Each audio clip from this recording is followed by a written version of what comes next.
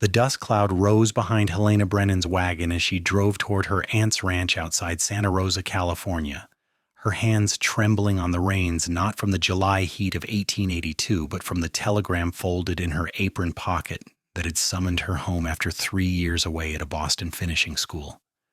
Helena had been 20 years old when she left, desperate to escape the suffocating weight of blame that had settled on her shoulders like a cloak made of thorns.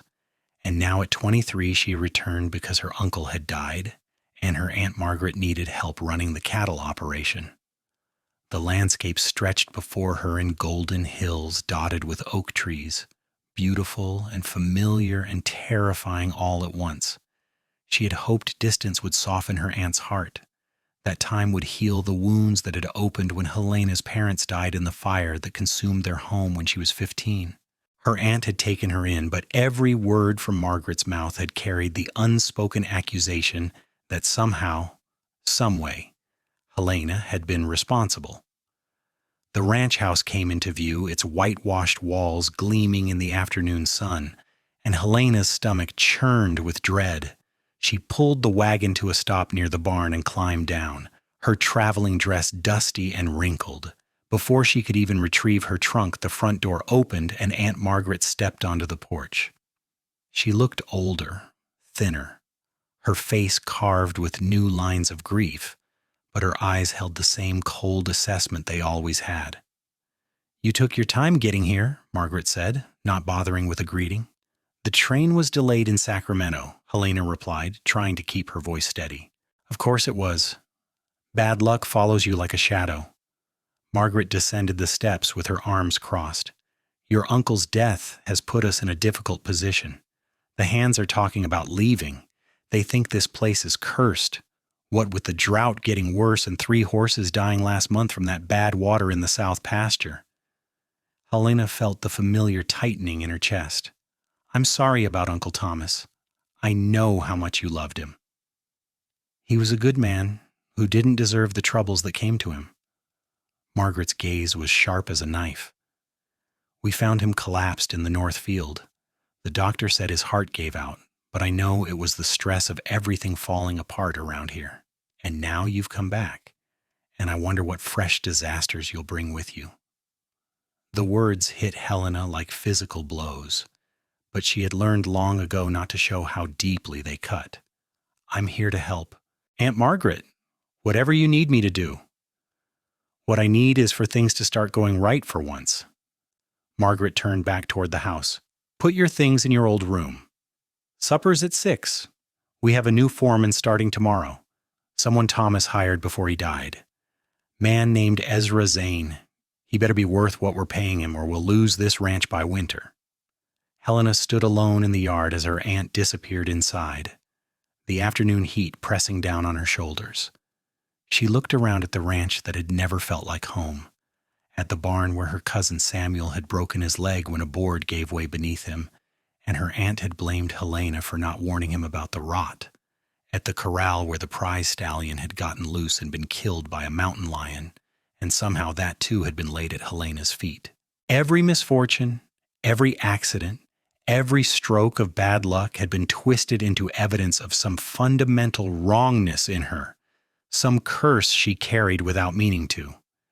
She hauled her trunk from the wagon and carried it inside, climbing the narrow stairs to the small room that had been hers during those miserable years after her parents died. It looked exactly the same.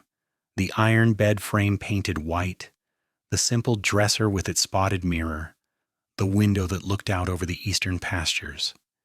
She set down her trunk and sat on the edge of the bed, letting herself feel for just a moment the weight of returning to this place of judgment and blame. But she had nowhere else to go. Her inheritance from her parents had been used for her schooling, and though she had learned to speak French and play the piano and embroider fine linen, she had no way to support herself in Boston. Her only option was to work here, to help her aunt keep the ranch running, and to hope that somehow she could prove herself worthy of existing without bringing disaster down on everyone around her. That night at supper, Margaret outlined the problems facing the ranch with the efficiency of a general planning a losing battle. The drought had reduced the grazing land. The price of beef had fallen. several of the best hands had left for Nevada, where silver mines promised steadier pay. The bank held a note on the property that would come due in 6 months. Helena listened and ate her beans and cornbread in silence, knowing that any comment she made would be twisted into another sign of her inadequacy. "Your uncle put faith in this Ezra Zane," Margaret said, pushing her plate away. "Said he came with good references from a ranch up near Redding. He's been working his way south, hiring on for seasonal work. Thomas met him in town and liked his manner well enough to offer him the foreman position. I just hope he doesn't take one look at our situation and ride off again." "I could help with the books," Helena offered. "I'm good with figures." Margaret snorted. "You'll help where I tell you to help. I need you working with the chickens and the garden, keeping the house in order. We can't afford to hire anyone for that now that Mrs. Chen went to live with her daughter in San Francisco." So Helena would be a servant in her own aunt's house, doing the work that was deemed safe enough that even she couldn't ruin it. She nodded and cleared the dishes, washing them in silence, while Margaret sat in the parlor with her Bible, reading by lamplight. Helena lay awake that night in her narrow bed, listening to the ranch settle into darkness around her. An owl called from somewhere near the barn. Cattle lowed in the distance. She thought about her parents, about the happy childhood she had known before the fire, about the warmth of her mother's laugh and the safety of her father's embrace. They had loved her unconditionally, had made her feel like she was a gift to the world rather than a burden. Their loss had been devastating, but her aunt's treatment of her in the aftermath had been its own kind of death. She had been in the barn that night, checking on a foaling mare, when the fire started in the house. By the time she saw the flames and ran screaming for help, it was too late. The volunteer fire brigade came from town, but the house was engulfed, and her parents had died from the smoke before the flames ever reached them. The fire marshal said it started from a knocked-over lamp in her father's study, an accident, pure and simple. But Aunt Margaret, who had arrived with Uncle Thomas the next day, had looked at Helena with something like hatred in her eyes. "You should have been in the house," she had said. "You should have been there to wake them, to help them get out." It didn't matter that Helena had been doing her father's work, tending to a difficult birth that had saved both mare and foal. It didn't matter that she had risked her life trying to get back into the burning house before the men held her back. In her aunt's eyes, Helena's survival when her parents had perished was itself an accusation, and from that moment on, every bad thing that happened became Helena's fault in some twisted way. Morning came with the sound of roosters and the pale light of dawn creeping through her window. Helena, dressed in a simple work dress and apron, braided her long dark hair, and went downstairs to start breakfast. Margaret was already up, standing at the kitchen window with her coffee. "The new foreman will be here within the hour," Margaret said without turning. "Make enough eggs and biscuits for him. First impressions matter." Helena set to work, stoking the stove and mixing biscuit dough while bacon sizzled in the cast iron pan. She had just pulled the biscuits from the oven when she heard the sound of a horse approaching. Through the window, she could see a lone rider coming up the drive, sitting tall in the saddle on a rangy bay horse. He dismounted near the barn, moving with an easy grace, and tied his horse to the rail. He was tall and lean, wearing dusty trail clothes and a dark hat, and even from a distance there was something solid and capable about him. Margaret went out to meet him, and Helena watched through the window as they spoke. The man removed his hat, revealing dark hair and a tanned face, and listened intently to whatever Margaret was saying. After a few minutes, they walked toward the house together, and Helena quickly turned back to the stove, checking the bacon and eggs. The door opened, and Margaret entered with the stranger behind her. "This is Ezra Zane, our new foreman. Ezra, this is my niece Helena Brennan. She'll be keeping house and helping with the lighter work." Helena turned and found herself looking into the bluest eyes she had ever seen, set in a face that was handsome in a weathered, honest way. He was perhaps 26 or 27, with a strong jaw and a mouth that looked like it smiled easily, though it was serious now. He nodded to her politely. "Miss Brennan, pleased to meet you." "Mr. Zane." She wiped her hands on her apron. "Breakfast is ready if you're hungry." "I appreciate that, thank you." They sat at the table, and Helena served the food, then took her own seat. Margaret dominated the conversation, laying out the work that needed to be done and the challenges they faced. Ezra listened and asked good questions, his voice deep and calm. He had a quiet confidence about him that Helena found reassuring, as though problems were simply tasks to be addressed rather than insurmountable disasters. "I will not lie to you, Mr. Zane," Margaret said. "This ranch has seen hard times. We have had more than our share of bad luck. Some might say we are cursed." Helena felt her cheeks burn and kept her eyes on her plate. "I do not believe in curses, Mrs. Brennan," Ezra said. "I believe in hard work and smart planning. With your permission, I would like to spend today getting to know the lay of the land and meeting the hands. Then I can start putting together a plan to address the most pressing concerns." "That sounds reasonable." Margaret stood. "Helena, clean up here. I will show Mr. Zane around." They left, and Helena cleared the table in the empty kitchen, her thoughts tangled. There had been something in Ezra's voice when he said he didn't believe in curses, a firmness that was different from the usual platitudes people offered, as though he really meant it, as though such an idea was foolish to him. She spent the morning working in the garden, weeding and watering the vegetables that struggled in the dry soil. The sun climbed higher, and the heat intensified, and she could see Ezra and Margaret walking the property in the distance, stopping to examine fences and gates. Around noon, Margaret came back to the house alone. "Mr. Zane is meeting with the hands," she said. "Make sandwiches and take them out to the barn for their lunch." Helena prepared a basket with sandwiches and a jug of water, then carried it across the dusty yard to the barn. She could hear voices inside, men talking.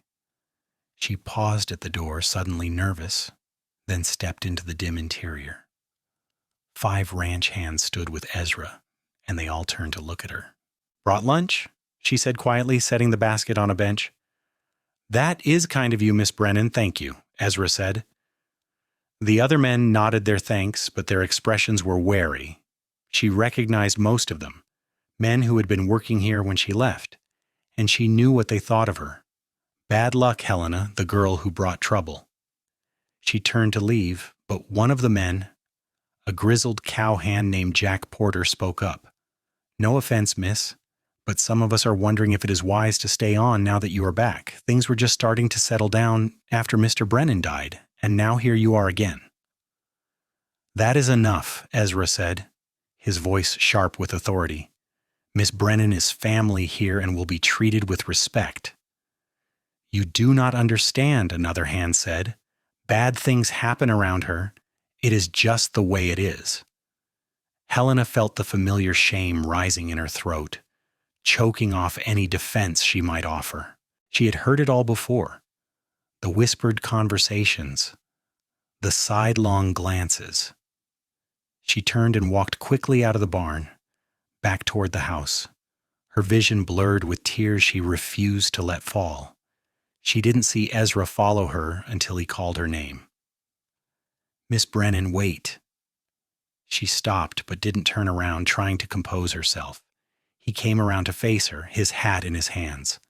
"I apologize for my men. That was uncalled for. They are only saying what everyone thinks." Her voice was steady now, carefully controlled. "You will hear it from my aunt too if you listen long enough. Everything that goes wrong is somehow my fault.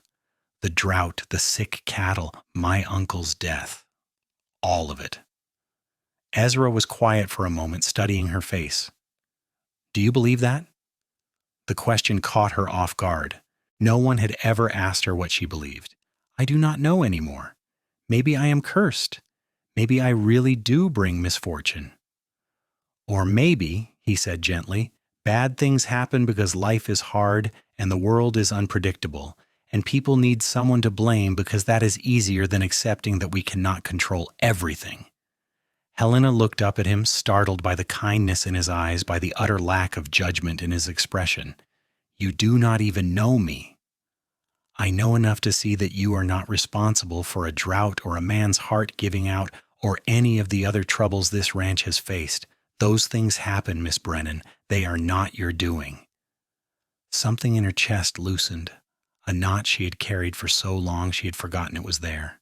She didn't quite believe him, not yet, but the fact that he could say it with such certainty made her feel less alone than she had in years. "Thank you," she whispered. He settled his hat back on his head. "I should get back to work, but if anyone gives you trouble, you let me know. That includes your aunt."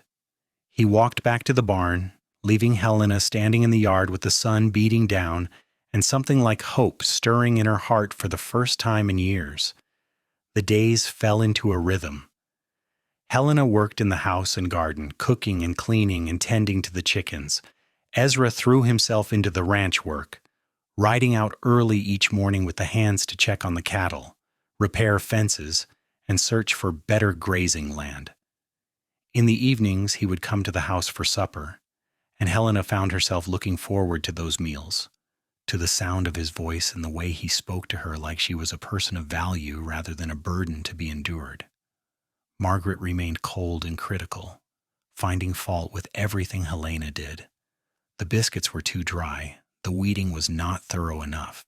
The chickens were not laying as well as they should, and surely that was because Helena was doing something wrong. Each criticism landed like a stone, building up the old wall of shame and inadequacy. But Ezra noticed. One evening, after a particularly harsh critique about how Helena had scorched the beans, he waited until Margaret left the kitchen and then spoke quietly. "Those beans were fine. I've eaten much worse on the trail." Helena shook her head, scrubbing the pot harder than necessary. "She is right. I should have been more careful." "Helena." It was the first time he had used her given name, and it made her pause. "She is not right. She is grieving and angry, and she is taking it out on you because you are here, and you are kind enough to accept it, but that does not make it right, and it does not make it true. You do not understand what it has been like." She set down the pot and turned to face him. "After my parents died, every single thing that went wrong became my fault. My cousin Samuel broke his leg because I didn't warn him about a weak board, even though I did not know it was weak. A horse got loose and was killed because I supposedly left the gate unlatched, even though I had not been near that gate in days. Crops failed, tools broke, storms came at the wrong time. All of it was laid at my door. None of it was you." "Ezra," Ezra said, and the certainty in his voice made her throat tighten with emotion. "None of it, Helena. Bad boards break. Gates get left open by careless hands.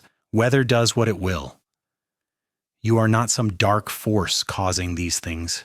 You are just a woman who has been blamed for things beyond her control." She wanted desperately to believe him, but 8 years of her aunt's accusations had worn grooves in her mind that were hard to escape. "Why are you being kind to me?" "Because you deserve kindness." He took a step closer. "And because I see you, really see you. And what I see is someone good and strong and doing her best in difficult circumstances." Helena felt tears threatening again and turned away, not wanting him to see. "I should finish cleaning up." He let her deflect, but she felt his presence in the kitchen like warmth from a fire, steady and comforting. After a moment, he said goodnight and left, and she stood alone with her hands in the dishwater, her heart beating hard against her ribs. The next week brought new troubles. 3 more cattle died, this time from what looked like poison weed they had eaten in the far pasture. Margaret was beside herself, pacing the porch and wringing her hands. "This is what I feared," she said when Ezra came to report the loss. "She brings death with her. 3 more cattle gone. Mrs. Brennan, there is poison weed in that pasture that needs to be cleared. That is what killed the cattle, not your niece. I should have spotted it sooner. This is on me, not her." "You do not understand the pattern," Margaret insisted. "Things were improving before she came back. Now they are getting worse again." "The cattle that died last month before Miss Helena returned, did you blame her for those too, even though she was not here?" Ezra's voice was patient but firm.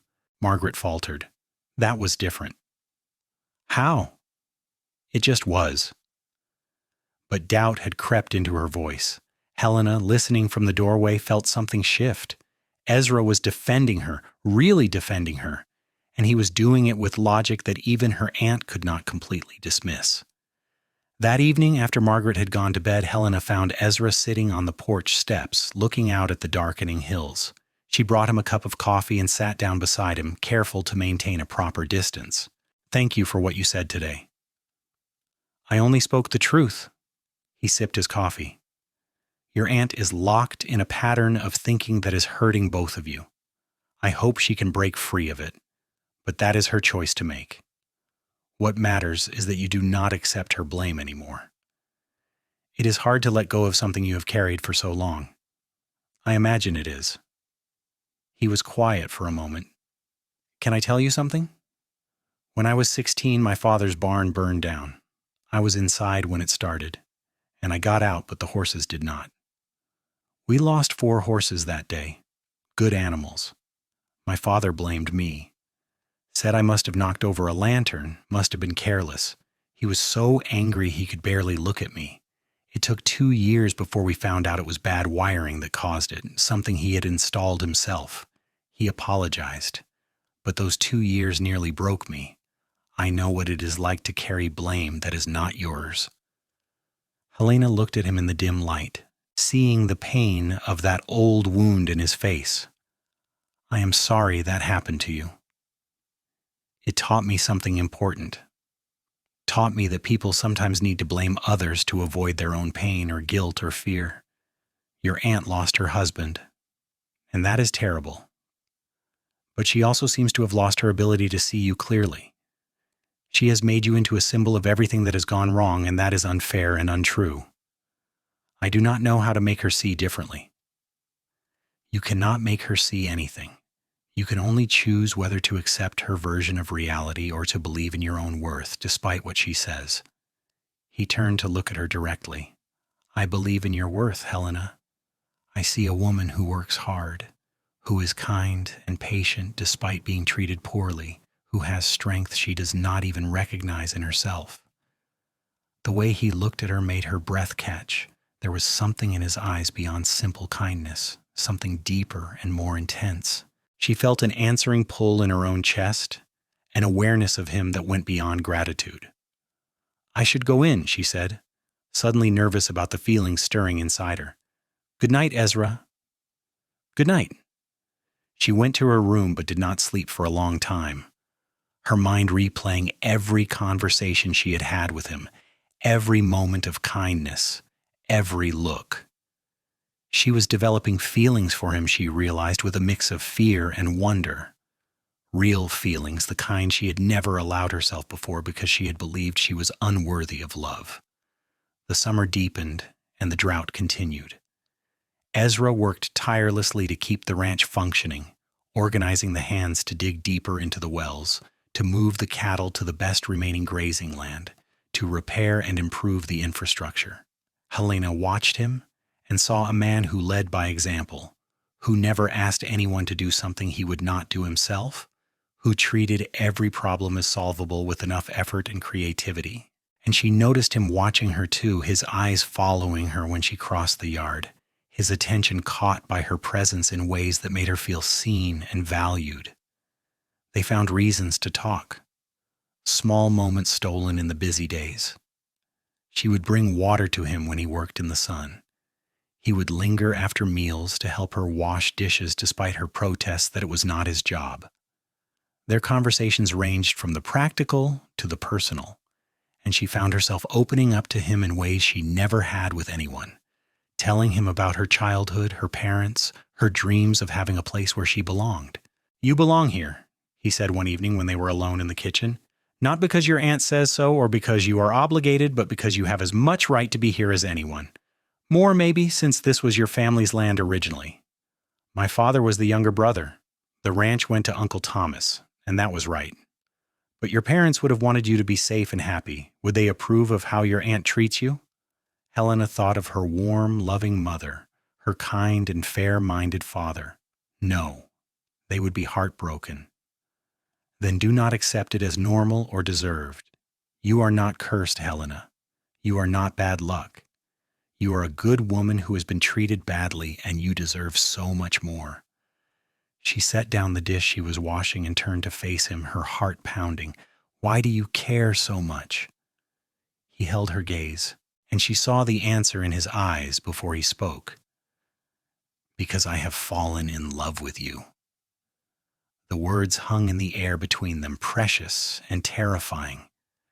Helena's first instinct was to deny, to retreat, to protect herself from the inevitable disappointment and pain. But looking at Ezra, at the honesty and vulnerability in his expression, she could not bring herself to push him away.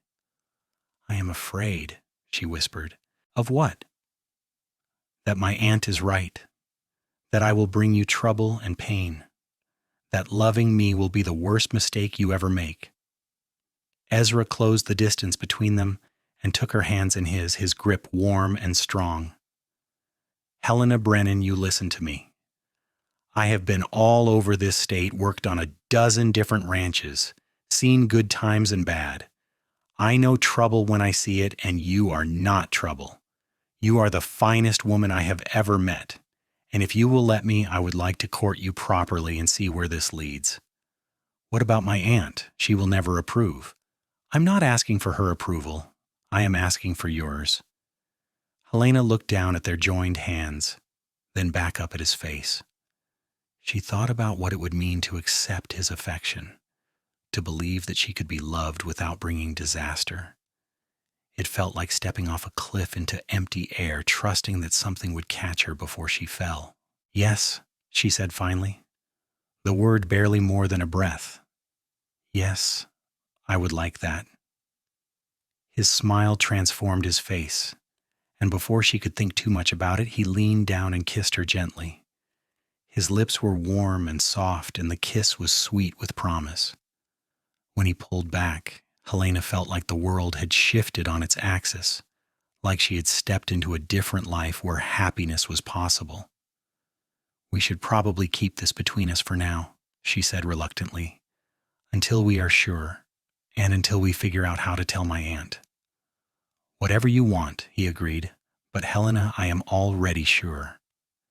They kept their courtship secret for the next few weeks, stealing moments together when they could, learning each other in the quiet spaces between work. Ezra told her about his childhood in Oregon, about his mother who had died when he was young and his difficult relationship with his father. He had been drifting for years, working his way through California, never quite finding a place that felt like home.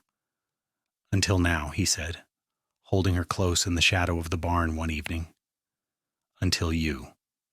Helena told him her fears and dreams, her memories of better times, her hope that someday she might have a family of her own where love was given freely and blame was not weaponized. He listened to everything, and his response was always the same steady support, the same unwavering belief in her worth. But secrets have a way of coming out, and Margaret was more observant than Helena gave her credit for. One afternoon, Margaret confronted Helena in the kitchen, her face tight with anger. "I see how you look at him, how he looks at you. This is foolishness, Helena. You will ruin him just like you ruin everything else." "I have not ruined anything," Helena said, finding her voice for the first time in her aunt's presence. "Ezra cares for me, and I care for him. That is not a disaster. That is a blessing." "A blessing?" Margaret laughed bitterly. "You are delusional. Mark my words. This will end badly. He will see what you really are, and he will leave. Or worse. Men die around you, Helena. Have you forgotten? Your father, your uncle. Who will be next? Your precious cowboy?" The words hit like physical blows designed to cut to the deepest fears. Helena felt her resolve waver, felt the old guilt rising up. But then she remembered Ezra's voice saying none of it was you, and she held on to that like a lifeline. "My father died in an accident. Uncle Thomas died of heart failure. Those are tragedies, but they are not my fault. I am done accepting blame for things I did not cause." "You ungrateful girl!" Margaret's voice shook with rage. "I took you in when you had nowhere else to go. I gave you a home." "You gave me a prison," Helena said, "and the truth of it was like breaking chains. You gave me a place where every day I was reminded that you saw me as a curse rather than a person. That is not kindness, Aunt Margaret. That is cruelty." Margaret raised her hand as if to strike her, but Ezra's voice from the doorway stopped her cold. "I would not do that if I were you." Both women turned to see him standing there, his expression dark with controlled anger. "I heard what you said, Mrs. Brennan, and I will say this once. Helena is not cursed. She is not responsible for your husband's death or for any of the troubles this ranch has faced, and if you cannot treat her with the respect and love she deserves, then we will leave and find somewhere else to build our lives." "You cannot leave," Margaret said. "You are under contract. A contract can be broken, especially when the working conditions include abuse of my future wife." "Your future wife?" Margaret looked between them, her face going pale. "You're going to marry her?" "If she will have me, yes."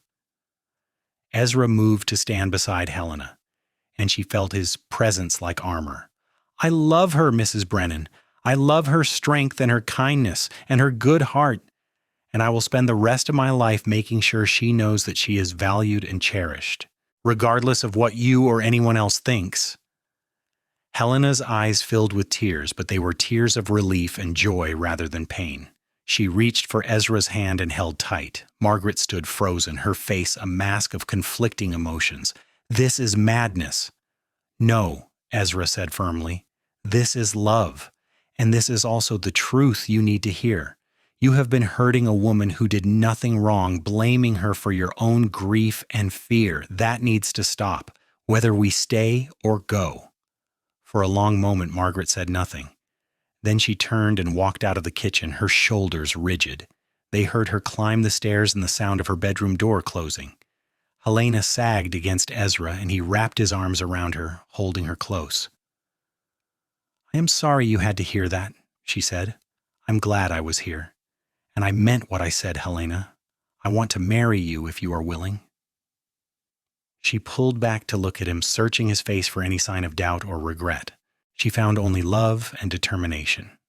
"Are you sure? My aunt might be right. Maybe I will bring you trouble." "You bring me joy," he said simply. "You bring me purpose and hope and the future I have been looking for. That is all I need to know." "Then yes," she whispered. "Yes, I will marry you." He kissed her properly then, a kiss full of promise and passion, and Helena let herself believe that maybe, just maybe, she could have the happiness she had always dreamed of. The next few days were tense. Margaret barely spoke to either of them, moving through the house like a ghost. She did not take back her accusations, but she also did not repeat them. Ezra continued to run the ranch with his usual competence, and against all odds, things began to improve.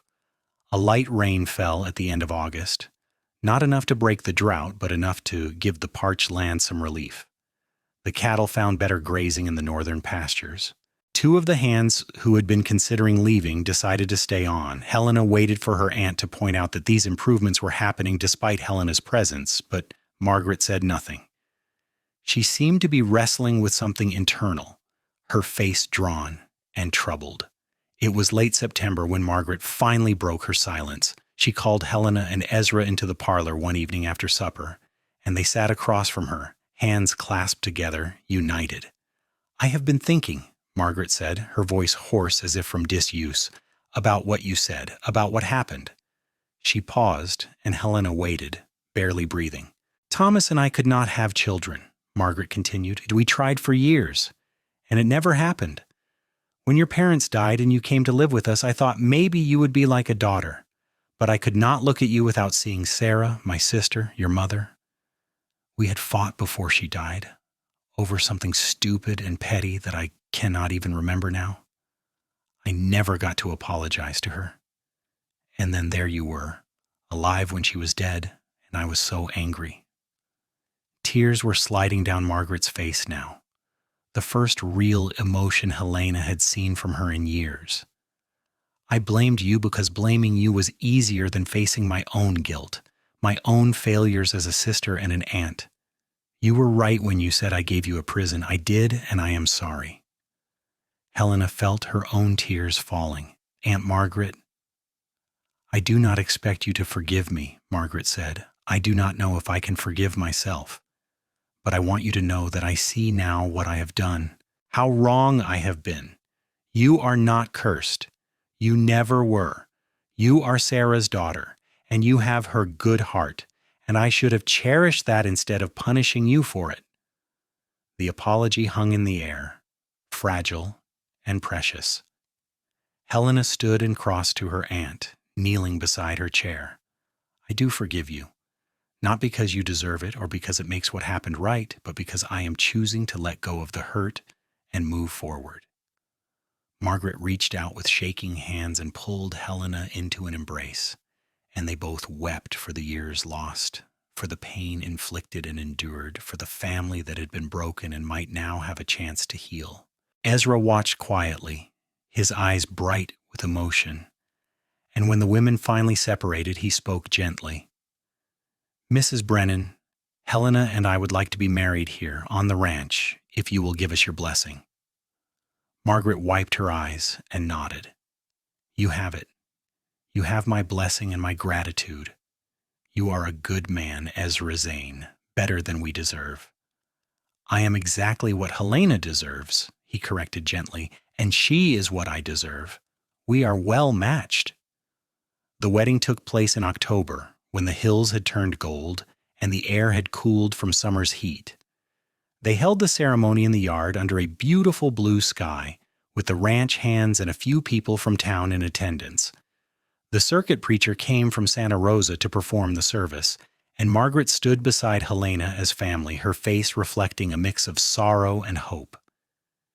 Helena wore a simple white dress that had been her mother's, altered to fit her. Ezra wore his best clothes and looked so handsome that her heart ached with love. When he said his vows, his voice was steady and sure. "I promise to love you, Helena, in good times and in bad, to support you and believe in you, to build a life with you that is filled with joy and trust.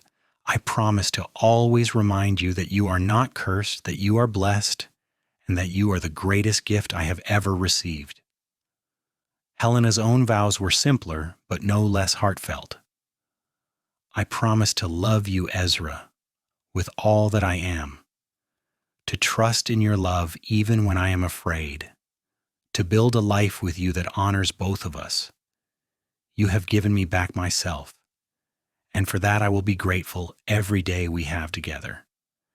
They sealed their promises with a kiss, and the small gathering cheered. Margaret had prepared a meal, and they celebrated into the evening with food and music and laughter. It was not a grand wedding, but it was perfect in its simplicity and sincerity. That night, in the small house Ezra had been living in on the edge of the ranch property, Helena and Ezra came together as husband and wife. He was gentle and patient, taking time to learn what pleased her, making sure she felt safe and loved. When they finally joined, it was with a sense of rightness that made Helena weep with joy. "I love you," she whispered against his skin. "I love you so much." "I love you too," he murmured back. "My wife, my Helena." They built their life together day by day through that autumn and into the winter. Ezra continued to manage the ranch, and Helena worked alongside him when she could, learning the business side of ranching and discovering she had a good head for it. Margaret softened gradually, making efforts to show kindness to Helena, to rebuild the relationship that had been so badly damaged. It was not easy or quick, but there was genuine effort on both sides. In January, Helena discovered she was pregnant. The news filled her with both joy and terror. What if her aunt's words came true? What if something went wrong? But Ezra held her and kissed her and reminded her, "You are not cursed. Our child will be healthy and loved. Believe that with me." And she did. She chose to believe in good things, in happy endings, in a future not shadowed by blame and fear. The winter was mild and wet, finally breaking the drought that had plagued the region. The ranch began to recover, the cattle fattened on good grass, the bank note was paid on time. In the spring, they hired more hands and expanded their operations. Margaret's health improved as the stress lifted, and she began to take a genuine interest in Helena's pregnancy, offering to help prepare for the baby. Helena's son was born on a warm day in late August of 1883, a healthy baby with his father's blue eyes and a strong set of lungs. They named him Thomas Ezra Zane, honoring both the uncle Helena had lost and the man who had become her salvation. Margaret wept when she heard the name, holding her grandnephew with trembling hands. "He is perfect," she whispered, "absolutely perfect." "He is," Helena agreed, watching her aunt with cautious hope. "And he will grow up knowing he is loved, not blamed. That is the gift we give him." The years that followed were good ones. The ranch prospered under Ezra's management, becoming one of the most successful in the region. Helena proved to have a talent for breeding horses, developing a small but excellent herd that fetched premium prices. Margaret remained on the ranch, but stepped back from daily management, content to be grandmother to the children that came along. After Thomas came a daughter they named Sarah, after Helena's mother, and then 2 more sons, James and William. The ranch house rang with children's laughter, with the sounds of a family living fully and loving deeply. Helena watched her children grow strong and confident, never doubting that they belonged or that they were wanted. She made sure they knew the story of their grandparents who had died before they were born, keeping that memory alive. And she told them about the importance of believing in themselves even when others doubted, about the power of love to heal old wounds. Ezra remained the steady center of their lives, working hard during the day and coming home each evening to his family. He never wavered in his devotion to Helena, never let her slip back into old patterns of self-blame. Whenever something went wrong, as things inevitably did in the uncertain business of ranching, he would take her face in his hands and remind her, "None of it is you. We handle it together and we move on."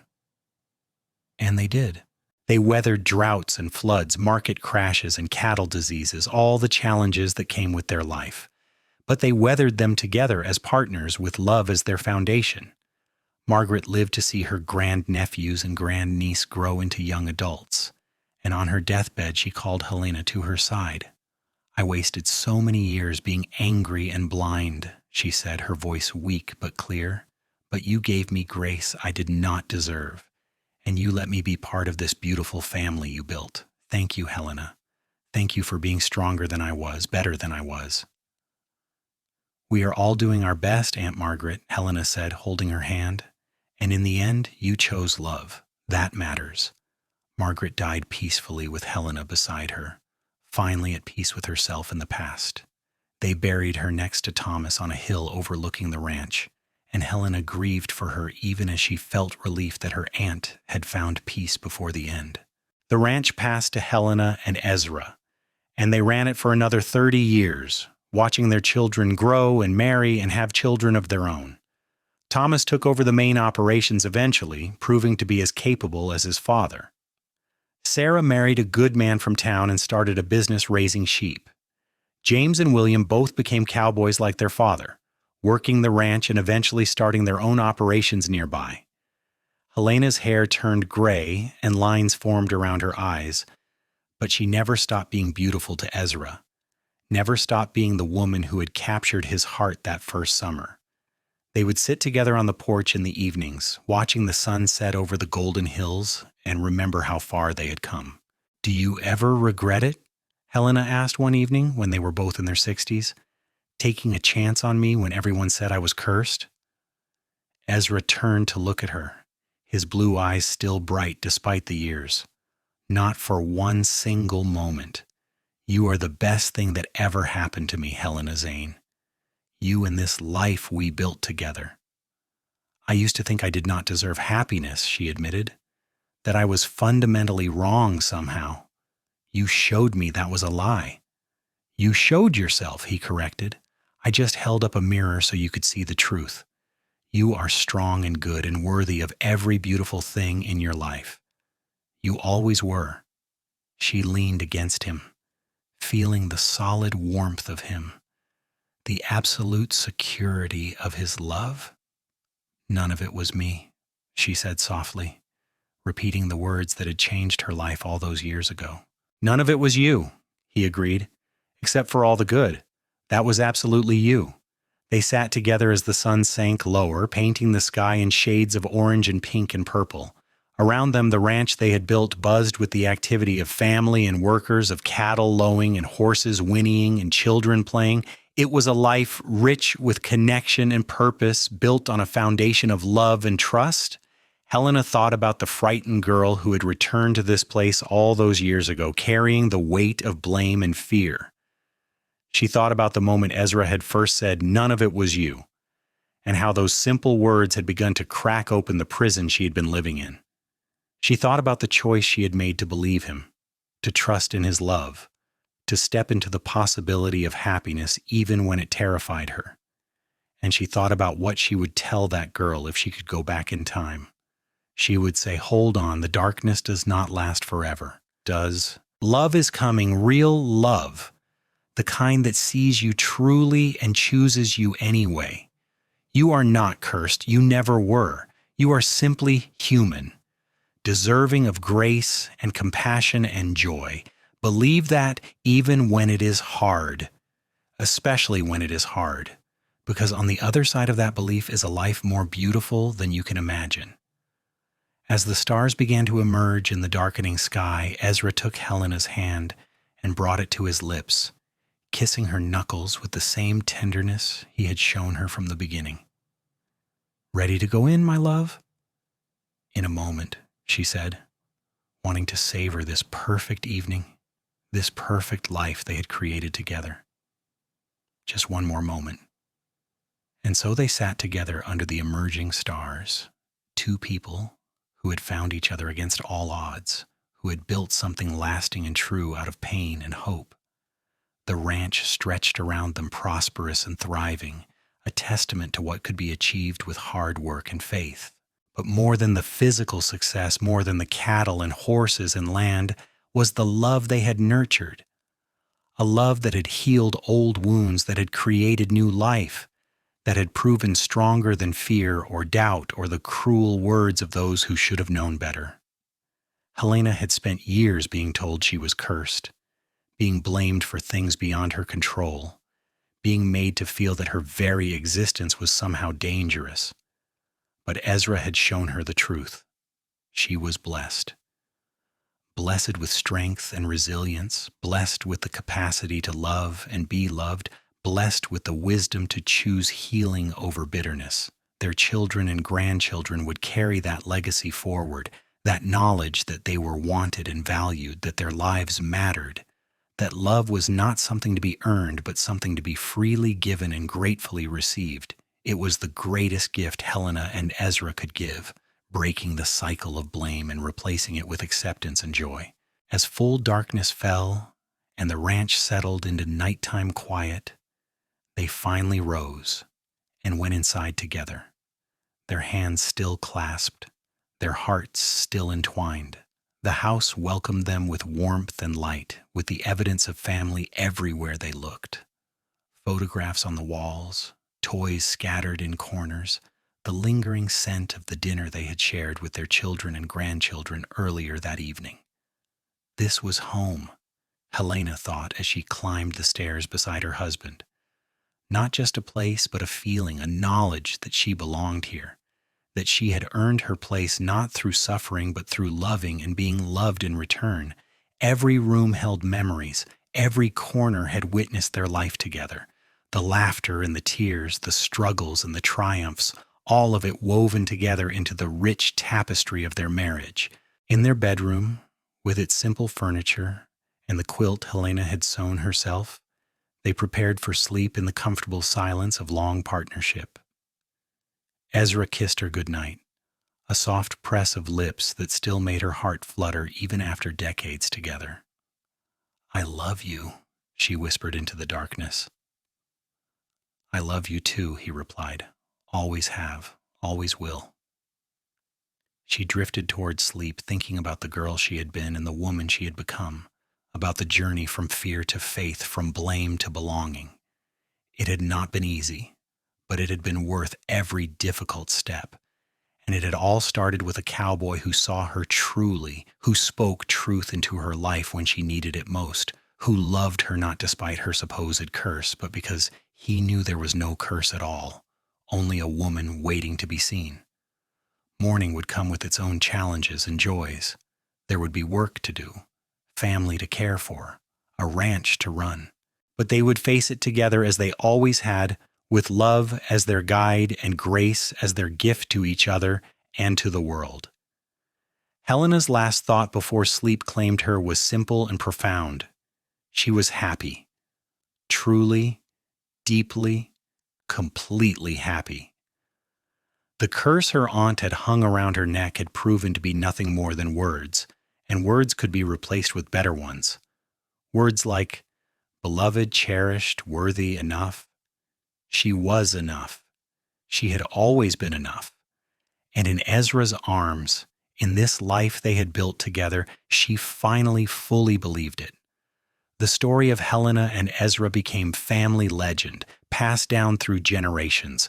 Their great-grandchildren would hear about the woman who had been blamed for everything and the cowboy who had said, "None of it was you," and how those words had changed the course of their lives.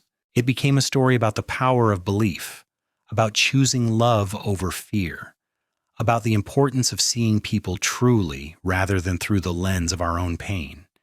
And on the land where Helena had once felt unwelcome and cursed, where she had carried the weight of unjust blame, there grew a family tree with deep roots and spreading branches, a tree that bore fruit in the form of children and grandchildren who knew they were loved, who understood that bad things sometimes happen, but that does not make them bad people, who had learned from Helena and Ezra's example that true love sees clearly and chooses generously. The ranch itself stood as a monument to what they had built together, passed down through the family, always thriving because it was tended with care and run with integrity. And though many things changed over the years, though the world moved forward and the old ways gave place to new ones, the story remained constant. How love had conquered blame, how truth had defeated lies, how one woman's courage to believe in herself, supported by one man's unwavering faith in her, had created something beautiful and lasting. That was the legacy of Helena and Ezra Zane, written not just in property deeds and financial records, but in the hearts of everyone they touched. They had proven that curses are only as powerful as we allow them to be, that blame can be refused, that worth is inherent rather than earned, and that love, real love, changes everything.